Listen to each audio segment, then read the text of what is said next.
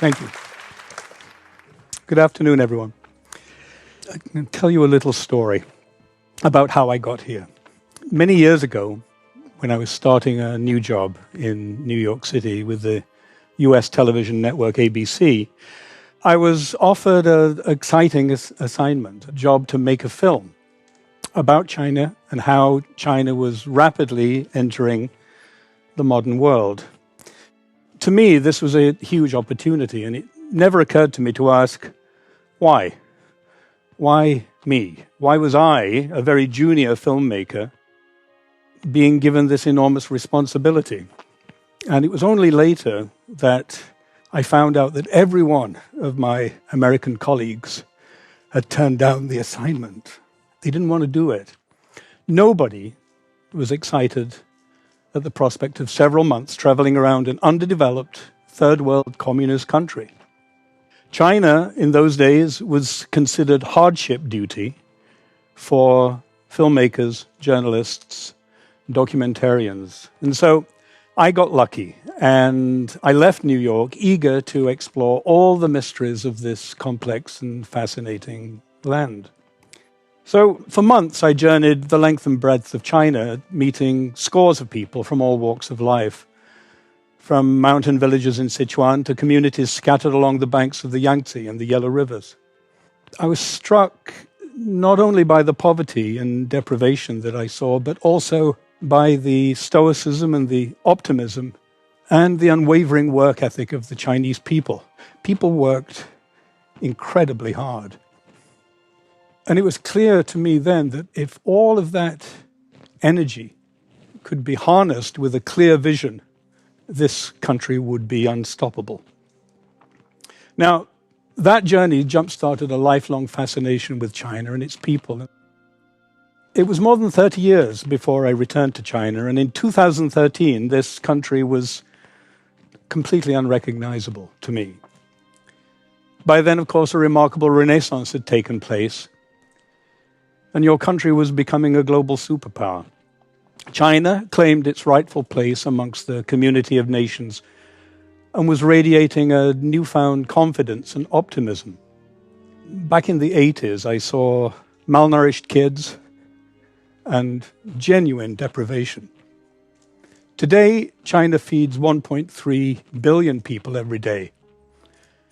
And that achievement is merely one of myriad ways in which China has transformed out of all recognition. China can and should be immensely proud. But is the rest of the world aware of all these developments? I doubt it.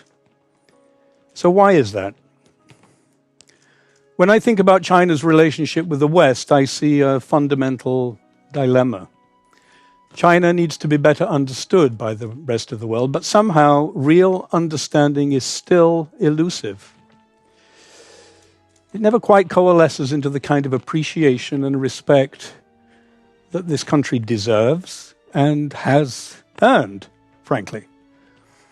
Despite the sophistication of modern communications, we in the West still know so little about what's going on here. And when we don't understand something, this is really important, we tend to fear it. And in the world of geopolitics, where centuries of indoctrination have firmly established the myth of Western exceptionalism in the minds of millions, our fear of a civilization we barely comprehend could swiftly carry us all towards calamitous outcomes. Over the past few years, I've come to call Shanghai my home, away from home. And China's reform and renaissance is to me the biggest news story of the 21st century. Your country has been an incubator for both sociological and technological miracles, all of which can become the raw material of fascinating films. And as a director who's always eager to discover unique stories, China is the gift that keeps on giving. I was gratified to hear Professor Zhang earlier refer to the tens of millions of ordinary Chinese folks who post photos and videos and stories online. Because those mini-films, tiny, charming, slice-of-life windows into everyday experiences of ordinary people, would do more to humanize this country than countless hours of state-sponsored programming. If Western audiences could see more honest and sincere reflections of your daily lives, the transformation in people's prejudice would be swift and emphatic. The more we feel you guys are pretty much the same as us guys, the easier it will be to accept China and its people. Now, with the recent fall of Afghanistan and the West's imperial nation-building plans in tatters, it's become even more urgent to rebalance the understanding deficit between China and the rest of the world.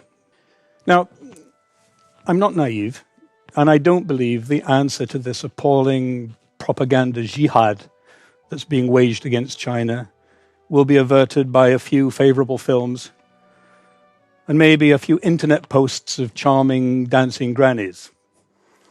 But I fervently believe it's much harder to wage war against people you know and understand than against people you don't know and feel are alien to your values and principles.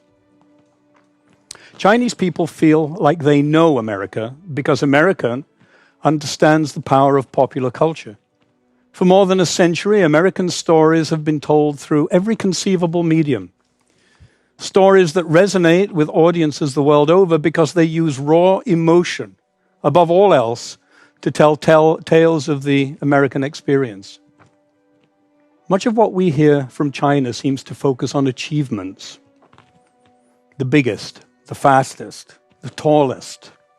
All manner of technological advances from amazing China, but without a human dimension. Why no amazing people from a country that's full of them? Several months ago, I directed A Long-Cherished Dream, a series of short films about Shao Kang, which a huge amount of resources and hard work and goodwill was devoted to changing the tide of Chinese history, making the country a more equitable and humane place to live. Each film tells the story of people born into poverty, whose lives were transformed by riding the wave of China's historic economic renaissance. These stories have been told using abstruse political concepts with lots of facts and figures. But have they inspired our audience? I don't think so.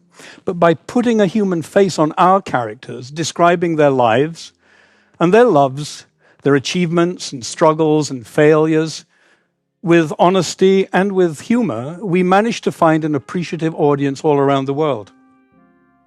In truth, the world isn't starved for factual information about China. We're overloaded with data and statistics. But we're hungry for human stories that can make us appreciate the everyday victories and defeats of the people who brought about this historic Chinese transformation. And the better we tell those stories, the more China will feel itself both respected and perhaps admired. And what I hope for the most is that China will be understood for all that it has achieved. The more our work can capture the world's imagination by highlighting the value and humanity of the Chinese people, the better we can demonstrate to an apprehensive world that the rise of China doesn't mean the demise of the West. And by so doing, perhaps we can do our small part to avert warmongering talk of an impending conflict between civilizations. Thank you.